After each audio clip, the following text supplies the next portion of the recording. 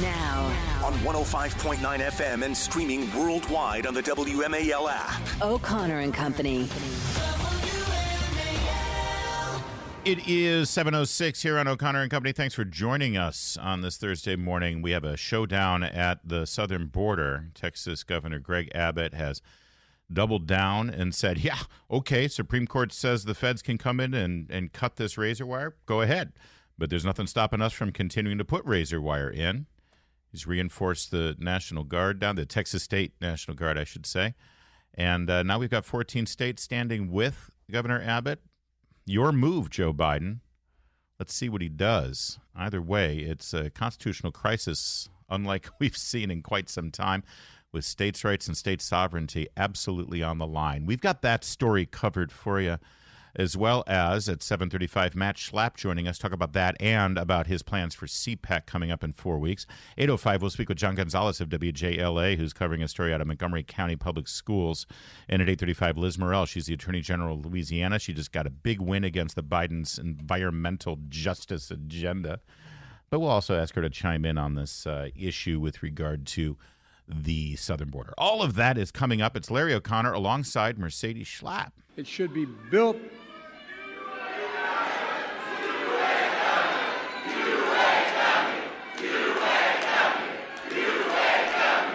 For the second time in as many days, President Biden's appearance and speech was interrupted multiple times by protesters, pro-Hamas protesters. We saw it happen in Northern Virginia, where he was doing his big, laser light show extravaganza celebrating the killing of babies in the womb. And now this time he was in Michigan.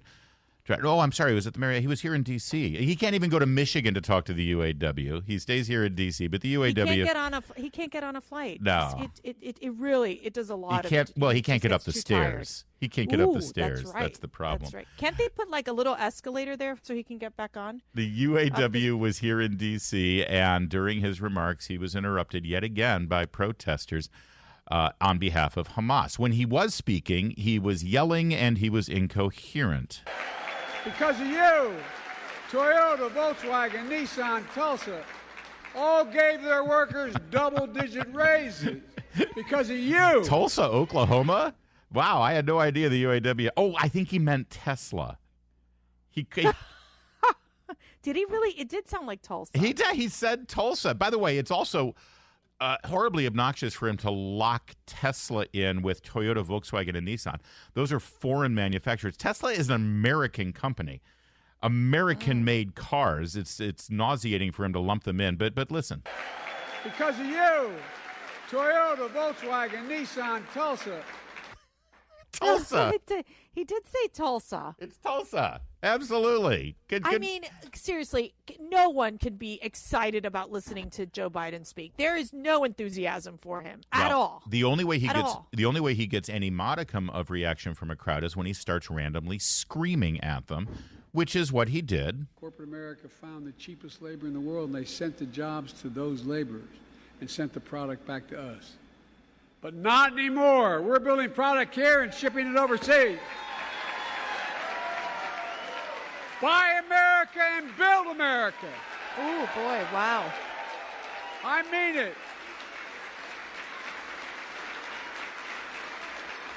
And what's really important, you made sure the auto future of the world will be made in America. God, stop yelling at me, young man. Remind me again, because I don't have a good memory, and me, I'm just a radio broadcaster. I don't have a college education, but back in the 90s when NAFTA was proposed, it had support on both sides of the aisle, don't get me wrong. But for the Democrats, was Joe Biden a big supporter of NAFTA that sent our jobs overseas, or was he opposed to NAFTA? Mercedes, do you remember? I believe he was in favor of NAFTA. Pretty sure he loved which that President NAFTA. Trump had to redo. That's right. With the USMCA, was it MCA? Yes, the USMC. Yeah. Wow, I can't believe I remember that. Well, only because it's the same as the United States Marine Corps. That's what it was. That's what. Mercedes, for him to start screaming at these UAW members about how important it is to build products in America, I'm sorry, that did not happen in the last 3 years. It's not like the auto industry immediately reversed course during the Biden administration and started manufacturing things here. No, it was from Trump. Trump got the manufacturing here. Which actually President Trump pushed an executive order where he really wanted to focus on products being made in America, manufacturing in America. That's what President Trump did.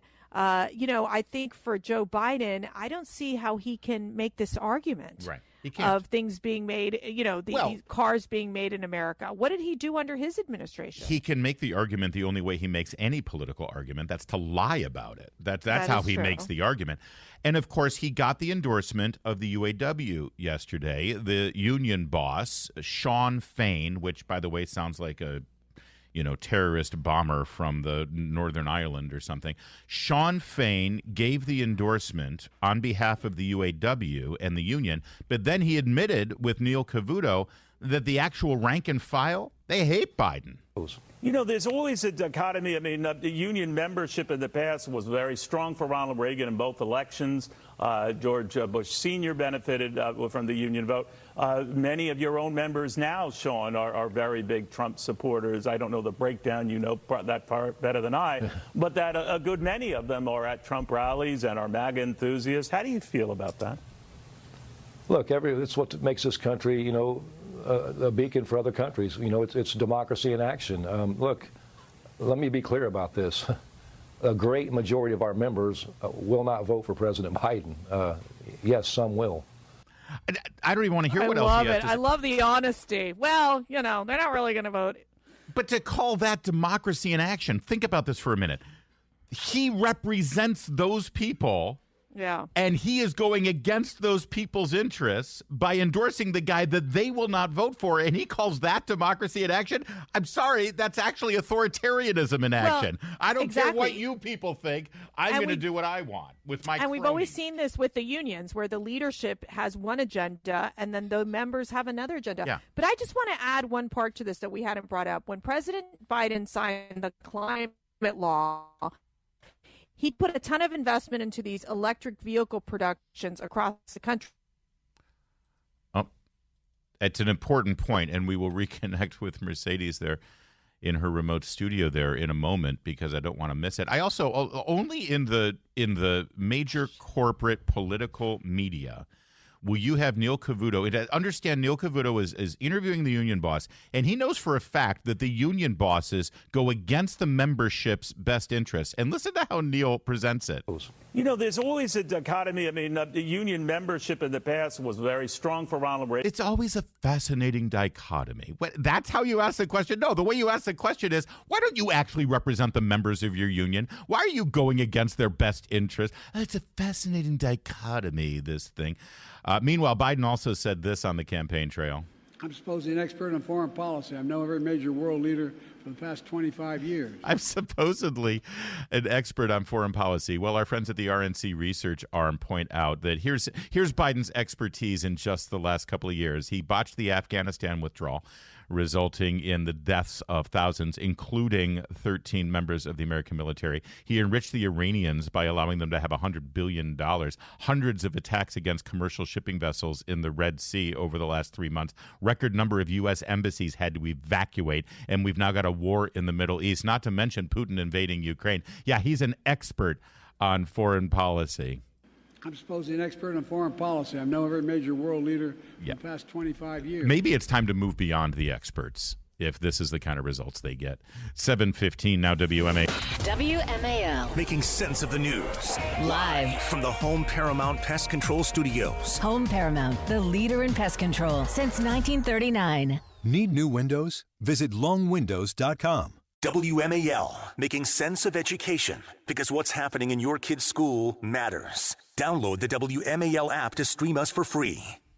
And what's really important, you made sure the auto future of the world will be made in America. Yeah, it's Biden yelling at everyone yesterday because, well, he's just a cranky old man. But Mercedes Schlapp, you wanted to make a point about what Biden's real legislative achievements are here, his agenda. Yeah, and the New York Times actually had an article on this not long ago where all this investment that came in from the climate law that was signed by President Biden, that went to the electric vehicle production, which we know that many of these, like Ford company, you go down the list, they have had to shut down some of their electric vehicle production or reduce what you would say folks that work on the assembly line there because the sales are not there. Right. The only demand that was there, other than the demand that Tesla was already meeting, because there is demand for Tesla, but that wasn't government created. The demand was there from major municipalities who were buying like city cars, county cars, some buses, and now they find that they're not functioning properly, and so they're canceling their orders, and there is zero demand from the public for the mediocre. So it's a waste cars. of money, and then it also hurts these companies, and it hurts the workers at the end of the day. So while the federal government's trying to push electric vehicle and these mandates, et cetera, that in and of itself, I think, is just a colossal failure for the Biden administration. It just shows how disconnected the leadership of the United Auto Workers, how disconnected they are from the policies, from the Biden policies. If you don't have actual facts and successful policies on your side, you just scream. Buy America and build America. There you go. That screeching noise, I can't take it. I'm All right, sorry. let's move on then. He wasn't yelling when he was denying the election in Virginia that sent Terry McAuliffe into retirement the other day. You'll remember that he appeared in Virginia and said this. Hello, Virginia. And the real governor, Terry McAuliffe. That's an election of denial if I've ever heard one. And Peter Ducey yesterday for Fox News asked Karine Jean-Pierre about it. Is election denying a joke now? What do you mean? You have to say more than just make a random statement. Why did the president say, hello, Virginia, and the real governor, Terry McAuliffe? He was making a joke about Terry. He was making a joke. If you play it back, it's clearly that the president was making a joke. What's the joke? He was making a joke about McAuliffe's previous term as governor. How are you guys going to convince people, though, that this idea of denying election results is very bad if President Biden is going out and making jokes like this? Okay, he did not deny it. He congratulated Governor Youngkin. Matter of fact, when he won his election, he did it out of the gate. Out of the gate. Really, truly. He congratulated the governor. And not only that, we've had opportunities to work closely with the governor over the past couple of years. But I love that part. The very end there. By the way, Glenn Youngkin should get out in front of this immediately and say, excuse me, because now he's claiming that Biden is such a bipartisan uniter that he's been able to work with Glenn Youngkin. That's so ridiculous. It's bull, number one, but number two, it tells you exactly what kind of friend he is, because the second he has an opportunity, he stabs Youngkin in the back and says, the real governor's Terry McAuliffe. What kind of, cooperation have you had if you're going to treat your pal like this? Biden's a jerk. He's such a jerk. Yeah, I think at that level, you look, I kind of, he was a governor, McAuliffe. So I see where he's going with this. But at the same time, you're right. He can't come across trying to be the unifier when he doesn't even really acknowledge the governor that's there or even does anything to work with the governor. This is what goes back. President Biden has done nothing to bring Republican governors in to work on issues. That's right. You don't see that happening. How many times have you seen Republican governors at the White House? I would love it Never. so much for Glenn Youngkin's office to fact check Karine Jean-Pierre on that today. That would be a beautiful fun. thing. I like it. In a moment, Tucker Carlson goes to Canada, and we'll tell you what it was all about. Tucker Carlson has invaded our neighbor to the north, Canada. He actually left a voicemail for Justin Trudeau. Thank you for your call. You have reached the media line. For all urgent requests, please send your request by email. Merci pour votre appel. Vous avez atteint la ligne médiatique. Merci beaucoup. Merci beaucoup. Yes, hi. I couldn't understand the French part, but it's Tucker Carlson calling from the United States. And I'd be grateful if you pass a message on to the Prime Minister, Justin Trudeau.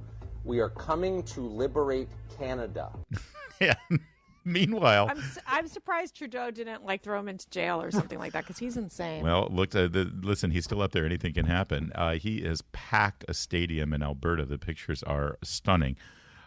He's absolutely catching the place on fire. It's not literally, by the way. The only things burning in Canada apparently are churches. Somebody posted a bit of his speech, and I'll just quote you part of it because the sound isn't great.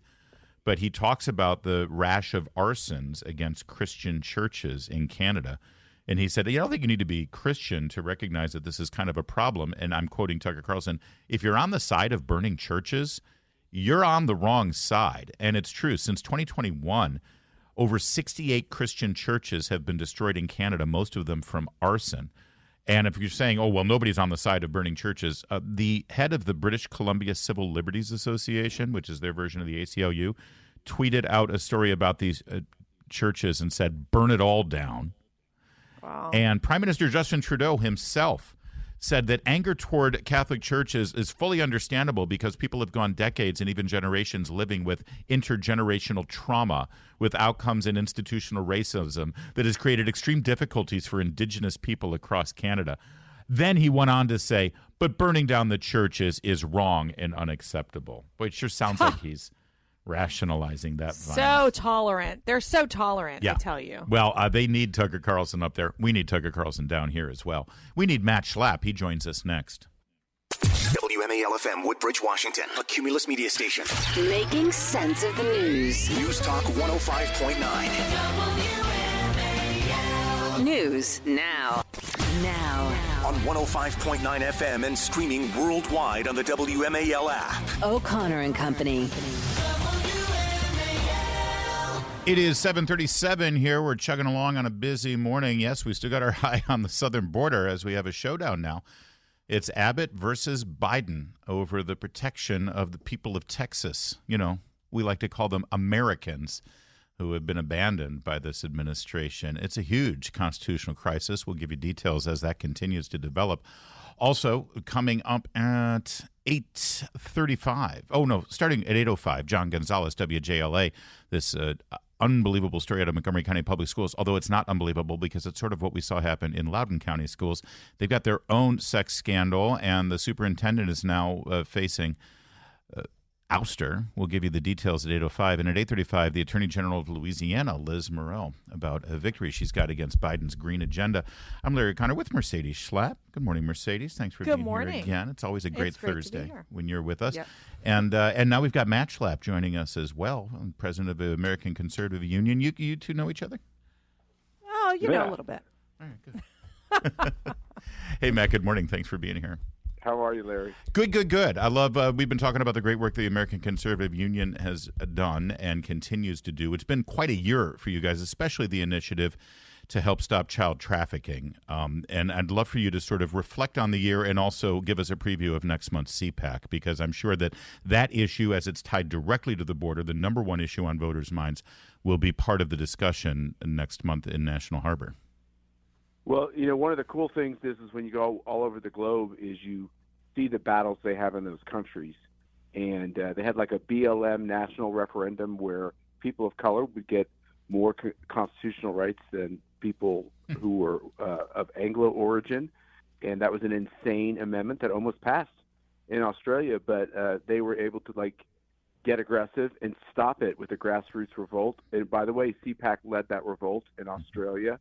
We went to Mexico City, and Mercy and I went to these safe houses with these young boys and young girls who had been rescued from basically sex slavery. And, it really touched our hearts, and it touched my wife's heart. And, Larry, what happens when Mercy gets touched in that way, she wants to go into action. And so she has worked with our team to establish a center to combat human trafficking. And the reason why CPAC, it's so important for CPAC to be in this fight, I know there's other wonderful people in this fight. We don't wish to take any of the great credit for the good work they're doing.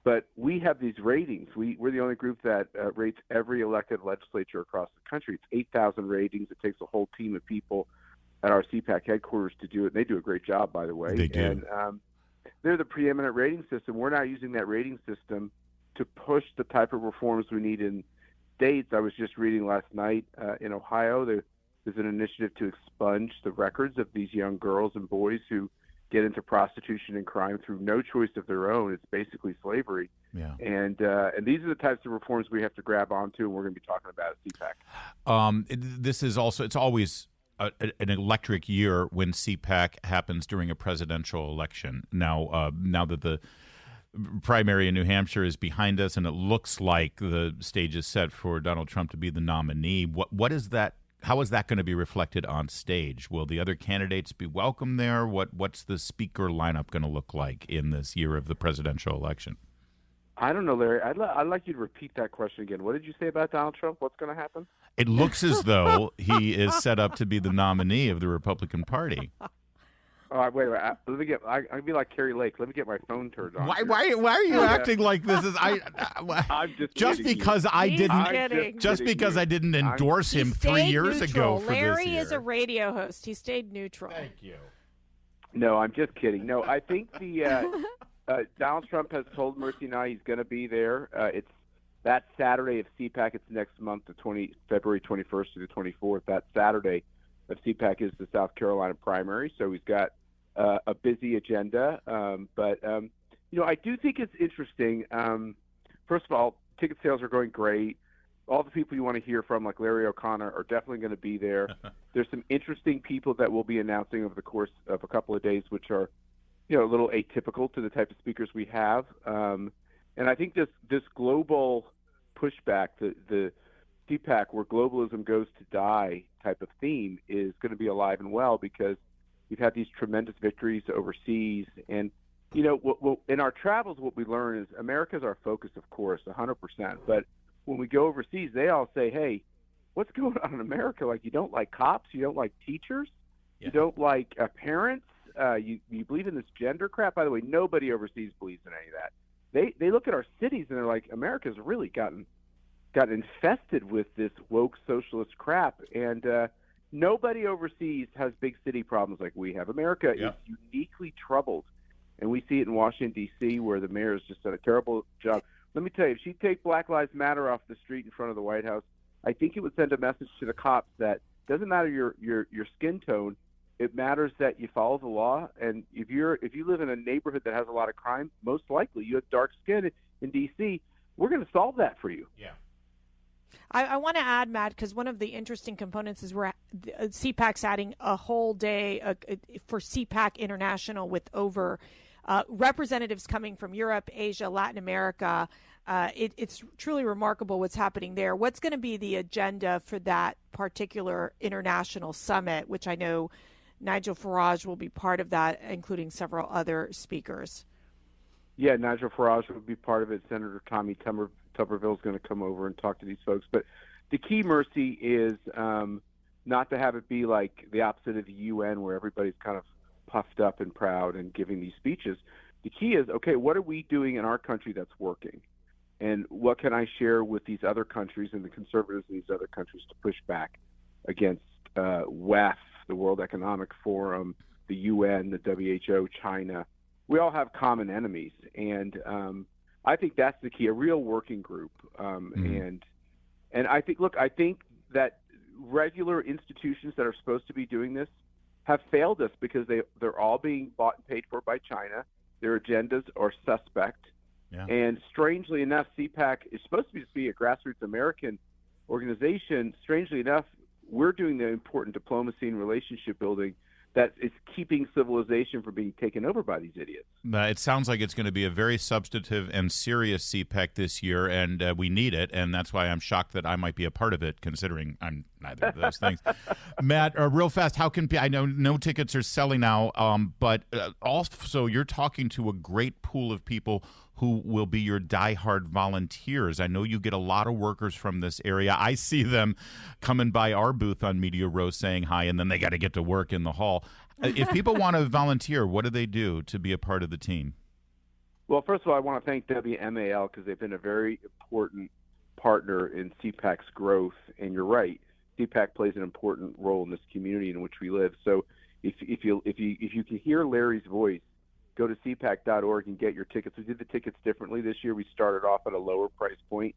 They will be moving up over the coming days and weeks as we announce more of our That's speakers. Good to know. So okay. This is the time to get them.